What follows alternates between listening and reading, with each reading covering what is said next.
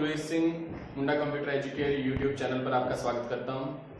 दोस्तों, कई दिनों से बहुत सारे बच्चों की रिक्वेस्ट आ रही थी कि कंपटीशन लेवल पर कुछ वीडियोस बनाए जाए। तो अभी मैं कंप्यूटर साइंस के कंपटीशन लेवल की तैयारी करवाने जा रहा हूं, जो आपको एलडीसी, यूडीसी या फिर अदर कंपटीशन जितने भी एग्जाम होते हैं उनके अंदर आपको हेल्प करेंगे। हमारे YouTube चैनल को सब्सक्राइब करना ना भूलें और साथ में एक बेल आइकन जरूर दबाएं ताकि आपको नई से नई नोटिफिकेशन मिलती रहे। आज हम पढ़ेंगे कंप्यूटर का इंट्रोडक्शन। कंप्यूटर के इंट्रोडक्शन में बहुत सारे ऐसे क्वेश्चन बनेंगे जो नॉर्मली परीक्षा में आते हैं। तो मेरी आपसे ये रिक्वेस्ट है कि जब भी आप मेरी वीडियोस देखें तो एक जनरली रफ कॉपी या कंप्यूटर साइंस की जो भी ऑब्जेक्टिव क्वेश्चन आप क्रिएट करते हो, बनाते हो, नोट्स बनाते हो, तो वो अपने पास रखें ताकि इसमें से पैदा होने वाले जो क्वेश्चन है हैंड टू हैंड नोट करते रहें। और बहुत सारे ऐसे तथ्य जो हैं, बहुत सारी ऐसी गलत फहमियां हैं कंप्यूटर के बारे में, वो सब अपन यहाँ पे क्लियर करेंगे। तो सबसे पहले है कंप्यूटर। अब कंप्यूटर के परिचय को समझने से पहले हम समझेंगे कंप्यूटर वर्ड को। कंप्यूटर वर्ड जो है ये कौन सी भाषा का है? अंग्रेजी का। सबको पता है, सब लोग ऐसे ही पढ़ाते हैं कि कंप्यूटर शब्द अंग्रेजी भाषा का है, लेकिन ये किस शब्द से बना है? कंप्यूट से। ये किस भाषा का है? ये भी अंग्रेजी का है।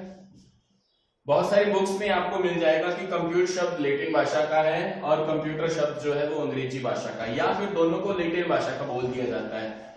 बहुत कम बुक्स होती हैं जिनमें आपको ये पता चलेगा कि कौन सा शब्द किस भाषा का है। अब कंप्यूटर अंग्रेजी भाषा का शब्द है, कंप्यूट अंग्रेजी भाषा का शब्द है। अब कंप्यूटर का मतलब होता है संगणक या गणना, दोनों में से कोई भी हो सकता है। अब कंप्यूट का मतलब होता है गणना करना, गणना करने वाला कंप्यूटर है, गणना करना यानी कंप्यूट। अब बात आती है कि ये जो कंप्यूट वर्ड है ये कहां से बना, ये कंप्यूट शब्द कहां से बना? कंप्यूट शब्द बना है इस कंप्यूटर वर्ड से। अब ये कंप्यूटर की आपको स्पेलिंग थोड़ी गलत लग रही होगी, एक्चुअल में ARE है। तो इस कंप्यूटर शब्द से बना है। ये किस भाषा का शब्द है? लैटिन भाषा का। किस भाषा का? लैटिन का। अब इसका मतलब क्या होता है? इसके मतलब कई होते हैं। To calculate, to sum up, next है to count. To calculate, to sum up, to count. इसको हिंदी में लिख देता हूं मैं। गणना करना, जोड़ना,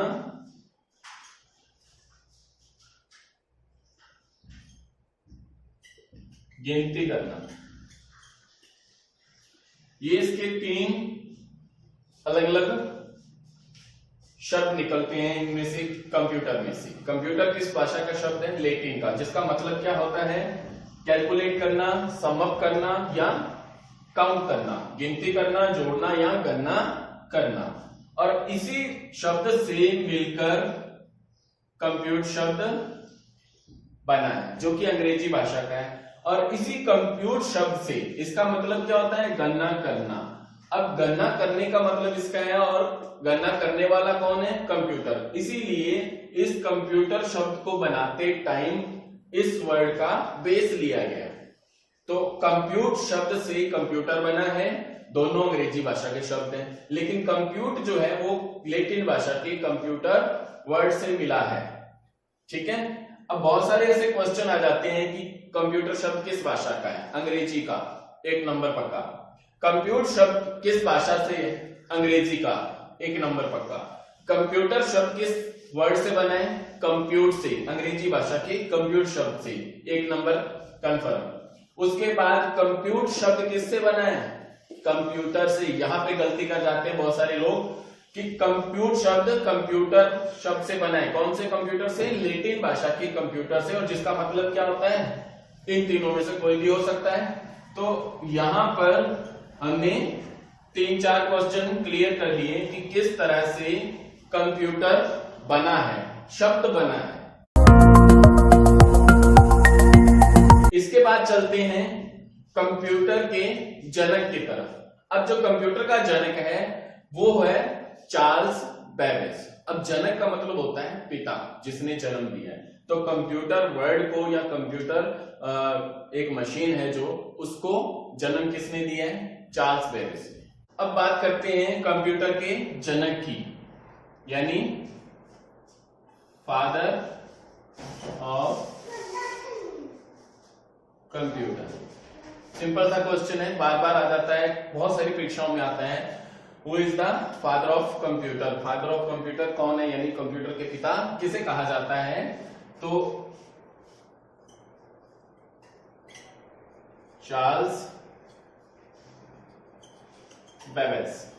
चार्ल्स बेबेज कंप्यूटर के पिता हैं। जन्म 1791 में और इनकी डेथ हुई है 1871 में। ये इनका सफर है। तो 1700 में तो बच्चे थे, इन्होंने कोई आविष्कार नहीं किया।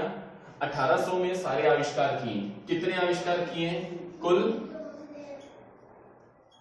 3 आविष्कार किए अब तक। और सबसे बड़ी बात कि 3 आविष्कार किए हैं, फिर भी इनको पिता कहा जाता है। क्यों? क्योंकि इन्होंने एक सोच बनाई थी, एक नोट्स तैयार किए कि मुझे इस तरह का कंप्यूटर बनाना है। अब उस तरह का कंप्यूटर बनाने के लिए इनको बहुत टाइम लग गया, इतना टाइम कि इनकी डेथ तक भी हो गई, लेकिन कंप्यूटर नहीं बन पाया था। रीजन क्या था? रीजन था कि जैसे अपन कोई काम करते हैं तो उस काम में थोड़ी बहुत कमी रह जाए तो अपन नेक्स्ट काम शुरू कर देते हैं, बोलते हैं कि इस काम को पड़ा रहने दो, इसको मैं दोबारा से करता हूं। तो उसी प्रकार से इन्होंने भी 3 मशीनें बनाई, और तीनों मशीनें हालांकि जिंदा हैं, सही काम करती हैं, लेकिन एक मशीन को बीच में छोड़ के बोले कि नहीं, ये नहीं, मैं ये चीज भी इसमें जोड़ूंगा। तो जोड़ते जोड़ते इन्होंने 3 मशीनें बनाई, और वो 3 मशीनें एक बेस थी हमारे आज के कंप्यूटर का। मतलब ये कि ये बनाना चाह रहे थे 2000 यानी 21वीं सदी का कंप्यूटर। पुरानी पीछे 19-20 की सदी में थे, तो अब ये 20वीं सदी के अंदर 21वीं सदी का कंप्यूटर बनाना चाह रहे थे, तो वो उनसे हो नहीं रहा था। लेकिन उन्होंने जो डायग्राम बनाया, जो उन्होंने बेस नींव रखी, सोच रखी, वो 100 साल पहले ही रख दी कि हाँ भाई मुझे तो ये चाहिए। ठीक है, इसीलिए आजकल के जो वैज्ञानिक हैं उन्होंने इनके नोट्स को, इनके डायग्राम्स को देखते हुए अपना कंप्यूटर बनाया आज का। मतलब ये कि आज का जो कंप्यूटर है वो किसके नोट्स से बना? चार्ल्स बेबेज के। अब चार्ल्स बेबेज के नोट्स से बनाया तो पिता तो वही होंगे, बनाया चाहे किसी ने भी हो। लेकिन इन्होंने एक बहुत अच्छी बात बताई थी, अपना एक इंजन बनाया था, एनालिटिकल इंजन। एनालिटिकल इंजन के अंदर पहली बार, सॉरी सीपीयू नहीं, एएलयू का यूज हुआ था, अर्थमेटिक लॉजिक यूनिट। एएलयू क्या होता है?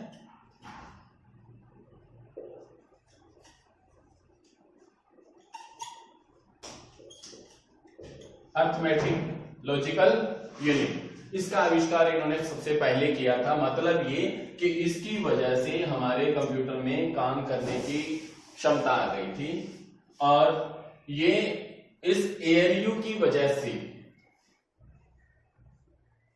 इन्होंने पहला automatic digital programmable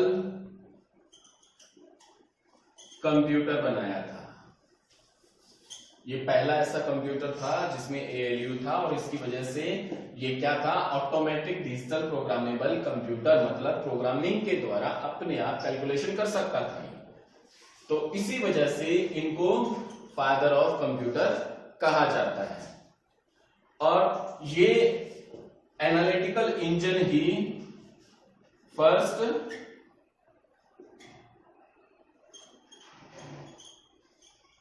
general purpose PC बना, जनरल पर्पस कंप्यूटर बना। तो इसी वजह से इसको यानी चार्ल्स बेबेज को फादर ऑफ कंप्यूटर कहा जाता है। मतलब ये कि आज के कंप्यूटर की नींव इन्होंने रखी थी, इसलिए इनको फादर ऑफ कंप्यूटर कहा जाता है। तो बहुत सारे क्वेश्चन हमारे आज क्लियर हो गए। नेक्स्ट टॉपिक है हमारा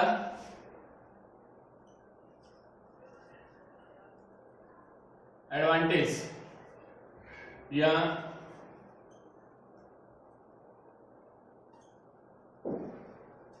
कैरेक्टरिस्टिक्स, विशेषताएं, लाभ।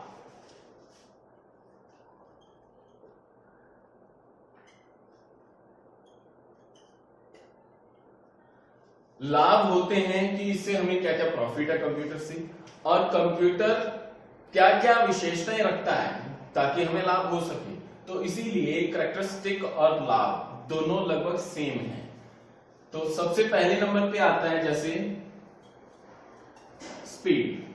स्पीड जो है कंप्यूटर की बहुत तेज होती है, और स्पीड के मामले में ये लाखों की या करोड़ों की कैलकुलेशन कुछ सेकंड में, कुछ पलों में कर सकता है। इसीलिए इसकी स्पीड मानव से कहीं ज्यादा होती है। इसीलिए कई आदमियों का काम एक साथ एक सेकंड में, मतलब पूरे दिन का, पूरे महीने का काम कुछ सेकंड में कर सकता है।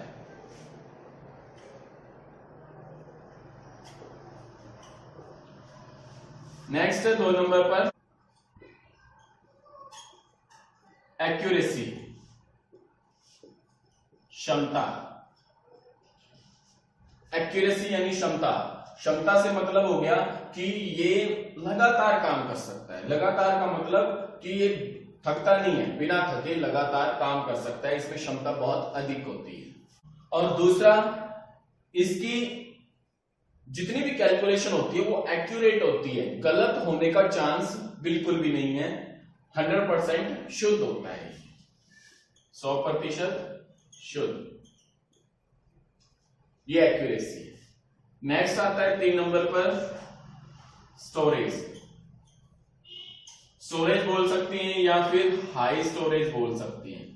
हाई स्टोरेज का मतलब हो गया कि बहुत ज्यादा हर डेटा रख सकता है, यानी कि यूज डेटा रख सकता है, बहुत ज्यादा लेवल पर डेटा स्टोर कर सकता है, ज्यादा डेटा। नेक्स्ट है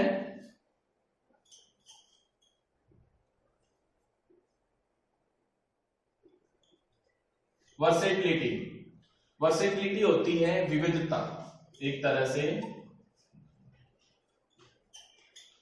विविध काम कर सकते हैं। विविधता का मतलब हो गया अनेकों, अनेक काम एक साथ कर सकता है, यानी कि ये बहुत सारे लोगों का काम एक साथ कर सकता है। बहुत सारे लोगों का बोल दें या कि अलग अलग टाइप के काम, कि आप लेटर टाइप कर रहे हो, साथ में सॉन्ग सुन रहे हो, या फिर कुछ और काम आपने ऑन कर रखे हैं उसके अंदर, तो वो सारे काम एक साथ कर सकता है। ये थोड़ा थोड़ा टाइम सभी वर्क को देता है। नेक्स्ट है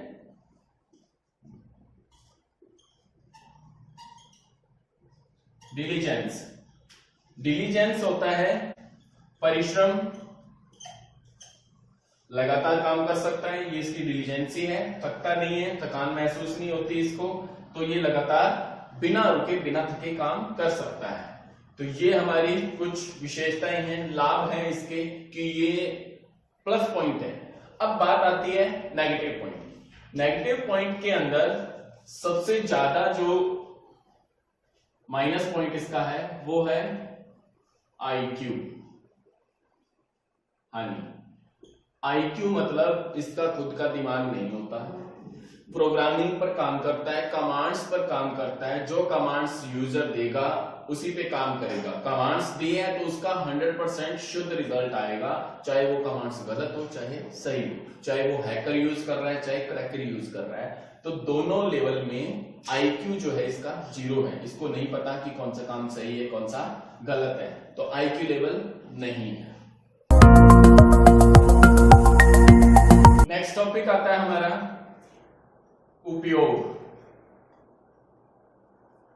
यूजेस। कंप्यूटर का उपयोग कहां किया जा सकता है? तो उपयोग को हम नॉर्मली 3 हिस्सों में बांट रहे हैं। हम अलग अलग जगह पर अलग अलग तरह से इसका उपयोग किया जा सकता है। फर्स्ट है at home, at literacy, at business.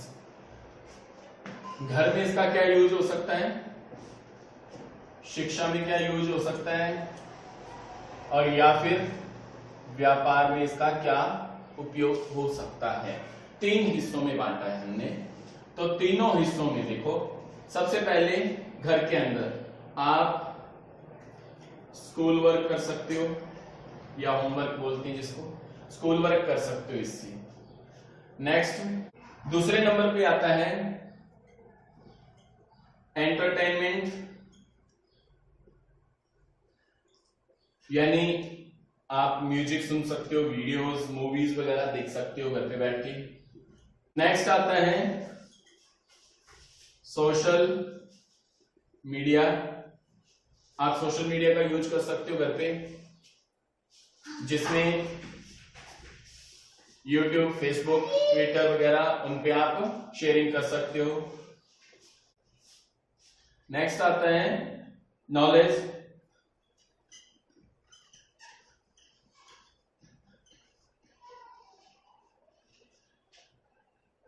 Knowledge मतलब ज्ञान, ज्ञान में वृद्धि कर सकते हो। आप घर पे बैठ के कोई भी नई लिटरेसी सीख सकते हो शिक्षा के थ्रू, यूट्यूब से या कहीं से भी, और उसको घर पे बैठ के आप प्रैक्टिस कर सकते हो, तो आपकी ज्ञान में वृद्धि होगी। ये तो हो गया घर पे करने लायक काम, किस किस उपयोग में आ सकता है। नेक्स्ट है शिक्षा। शिक्षा के अंदर फर्स्ट नंबर पे आता है जैसे डिजिटल क्लासेस। डिजिटल क्लास के रूप में आप इसका यूज कर सकते हो, या फिर ऑनलाइन क्लासेस। ऑनलाइन क्लासेस लगा सकते हो जैसे हम लगा रहे हैं। ऑनलाइन क्लासेस वो होती हैं कि मैंने यहां से पढ़ाया और आपने घर पे बैठ के देख लिया। डिजिटल क्लासेस वो होती हैं कि आप लोग यहाँ पे आए, एक डिजिटल बोर्ड लगा हुआ है, उस पे स्क्रीन चल रही है और स्क्रीन के ऊपर आपने वो चीज सीखी। तो डिजिटल और ऑनलाइन दोनों में थोड़ा सा डिफरेंस है। नेक्स्ट होता है इसका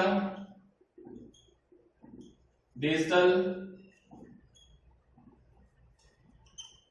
लाइब्रेरी।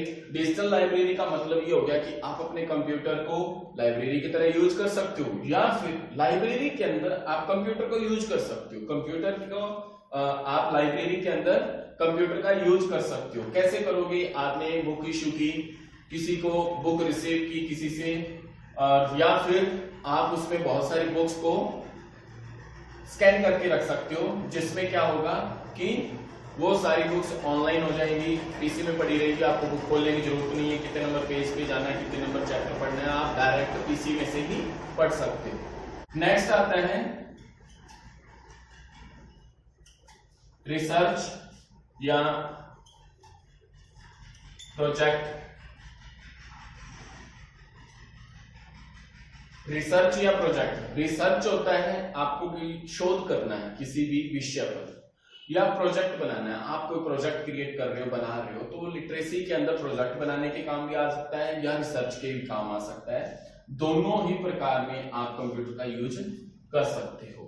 तो इसी प्रकार से लिटरेसी यानी शिक्षा के अंदर हम किस तरह से कंप्यूटर का यूज कर सकते हैं, ये हमने सीख लिया।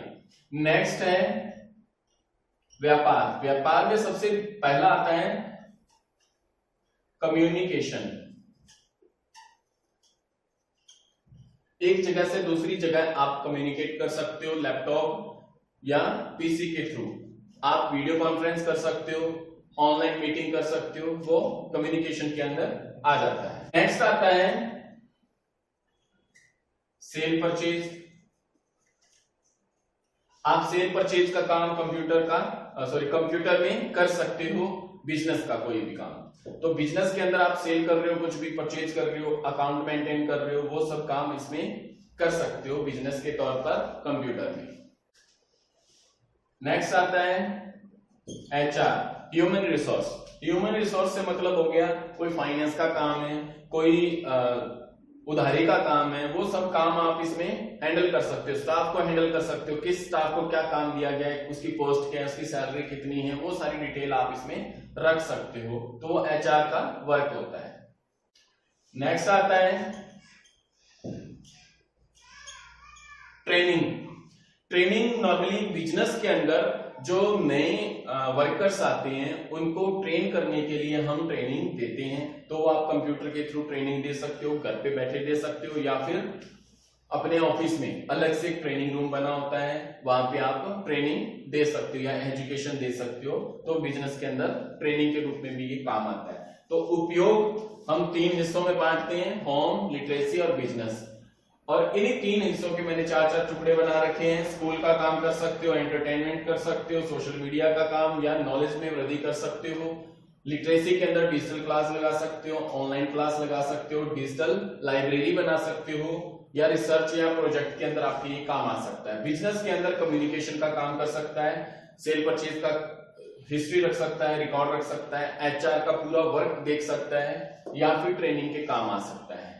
तो आज की जो वीडियो है वो है हमारी introduction of computer. Introduction of computer के अंदर सबसे पहले आता है हमारा कंप्यूटर क्या है, कंप्यूटर विशेषताएं क्या रखता है, उपयोग कहां कहां होता है, ये सारी चीजें हमने सीख ली।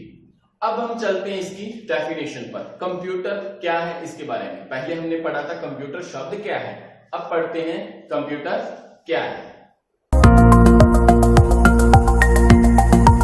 अभी हम पढ़ेंगे डेफिनेशन,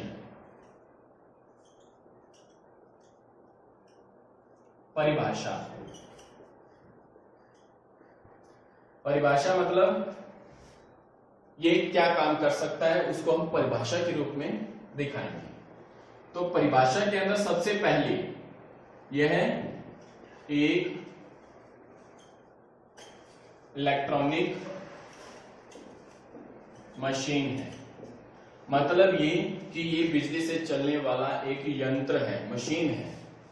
दूसरा काम, यूजर के द्वारा डेटा को इनपुट करता है। कैसी मशीन है? ऐसी मशीन है यूजर के द्वारा दिए गए डेटा को इनपुट कर लेता है। तो इस प्रकार की मशीन है जो डेटा को इनपुट करती है। नेक्स्ट,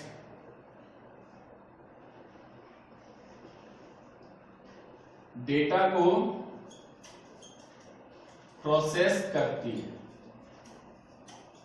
मतलब ये हो गया कि जो डेटा आपने इनपुट किया है उसके ऊपर कोई ना कोई क्रिया करनी होगी, कोई प्रोसेसिंग लगानी होगी, तो उस डेटा पर वो प्रोसेसिंग ये करती है। मान लो जोड़ने के लिए आपने इनपुट किया तो जोड़ने का काम करता है ये। उसके बाद सेव भी करता है। मतलब ये हो गया कि आपने जो डेटा इनपुट किया है उसके ऊपर प्रोसेसिंग करेगा, प्रोसेसिंग करने के बाद उसको सुरक्षित भी रखेगा। नेक्स्ट है, यदि आवश्यक हो तो आउटपुट भी देता है। यदि आवश्यक हो, नॉर्मली आपने देखा होगा कंप्यूटर में हम कुछ भी इनपुट करते तो आउटपुट देता है, लेकिन मैंने ये क्यों लिखा यदि आवश्यक हो तो आउटपुट भी देता है। आवश्यक हो इसलिए क्योंकि ये उस डेटा को सेव कर लेता है और भविष्य के अंदर जब भी आपको जरूरत होगी तब आपको आउटपुट देगा। लाइक आपके फोन में बहुत सारे नंबर हैं, तो ऐसा नहीं है कि वो सभी नंबरों पर डेली फोन जाता है या फोन आप करते हो, ऐसा नहीं है। आपको जब जरूरत होती है, जिस भी बंदे से बात करनी होती है, उस बंदे का नंबर निकाल के आप बात कर सकते हो। ये फैसिलिटी है, तो जब जरूरत हो आउटपुट देकर। तो ये है हमारी परिभाषा एक तरह की। मैंने इसको 5 हिस्सों में बांट दिया है। पहला इलेक्ट्रॉनिक मशीन है, ठीक है। उसके बाद यूजर के द्वारा इनपुट किए गए डेटा को या दिए गए डेटा को इनपुट करता है, डेटा को प्रोसेस करता है, जो डेटा इनपुट किया गया है उसको प्रोसेस करेगा, सेव भी करता है और जरूरत पड़ने पर आवश्यक आउटपुट भी देता है। ये हमारी डेफिनेशन हो गई। अब डेफिनेशन में कुछ चीजें यूज की गई हैं, जैसे डेटा। अभी जो डेटा है, ये डेटा मतलब आंकड़े, इसको हम क्या कहते हैं? आंकड़े। आंकड़े होते हैं जो रिकॉर्ड में लिखने लायक कुछ हो या सूचनाएं ऐसी जो रिकॉर्ड में लिखी जा सके, उनको हम आंकड़े कह देते हैं। इनपुट मतलब ग्रहण, ये ग्रहण कर लेता है, एक्सेप्ट कर लेता है उन चीजों को, एक्सेप्ट कर लेता है उन चीजों को। फिर उसके बाद प्रोसेस करता है। प्रोसेस करने का जो काम है ना, वो कंप्यूटर का रेगुलरली चलता रहता है, चलता ही रहता है। तो इसका मतलब हो गया क्रिया, कोई भी काम ये करता है। अब आपको पता होगा कि हमारा जो कंप्यूटर है, कंप्यूटर वो नंबर सिस्टम पर काम करता है, और नंबर सिस्टम भी कौन सा? बाइनरी, 0 और 1। मतलब ये कि 0 और 1 के अलावा कुछ नहीं समझता। तो कुछ नहीं समझता तो हम इसमें ABCD 1 2 3 4 या फिर कोई भी लैंग्वेज का कोई कीवर्ड यूज करते हैं, तो वो समझता कैसे है? वो पहले इनपुट करेगा, इनपुट करने के बाद उसको प्रोसेस करेगा, उसको कैलकुलेट करेगा कि 0 1 में इसका मतलब क्या होता है। तो जो भी आपने इनपुट किया है उसको वो 0 और 1 में कन्वर्ट करेगा, तो ये होती है उसकी प्रोसेसिंग। तो उसको प्रोसेस कर लेता है उसी टाइम, और उसके बाद सेव आपके ऊपर डिपेंड करता है। कुछ समय के लिए कंप्यूटर खुद उस चीज को सेव करके रख सकता है, लेकिन जैसे कंप्यूटर ऑफ होएगा, दोबारा स्टार्ट होएगा, तो वो जो सेव किया हुआ डेटा था कंप्यूटर के द्वारा वो नहीं रहेगा। इसीलिए उसको आपको सेकेंडरी स्टोरेज में स्टोर करना पड़ता है, सेव करना पड़ता है। तो वो काम किए बिना आप उसको सुरक्षित नहीं रख सकते। तो सेव करने का नॉर्मली मीन होता है सुरक्षित रखना। तो जैसे ही आप इसको सुरक्षित रखोगे तो ये ऑटो सेव वहां पे होएगा जहां पे आपने इसको सुरक्षित रखा है, तो सेव हो जाएगा। सेव होने के बाद जब आपको जरूरत है तब आप आउटपुट यानी कि उसे देख या सुन सकते हैं, उसका प्रिंट आउट भी ले सकते हैं। तो देखना या सुनना आउटपुट कहलाता है। तो उसको आप देख या सुन सकते हैं। यह हमारी डेफिनेशन है। उम्मीद है इसमें बहुत सारे क्वेश्चन आपके क्लियर हो गए होंगे। आज मैंने जितने भी टॉपिक क्लियर करवाए हैं उनमें बहुत सारी आपकी क्वेरीज क्लियर हो गई होगी। फिर भी आपका कोई क्वेश्चन हो कि सर हमें ये चीज समझ में नहीं आई, या आपने ये चीज बताई तो हमने ये पढ़ी थी, इन दोनों में डिफरेंस क्या है, या कोई और क्वेरीज हो आपकी, तो आप नीचे कमेंट कर सकते हैं हमारी वीडियो पर, और उस कमेंट का आपको रिप्लाई मिलेगा। शुरू से एंड तक के पूरी प्रोसेस कंप्यूटर की A to Z वीडियोस के थ्रू देखने के लिए हमारे साथ बने रहिए इसी चैनल पर। तब तक धन्यवाद।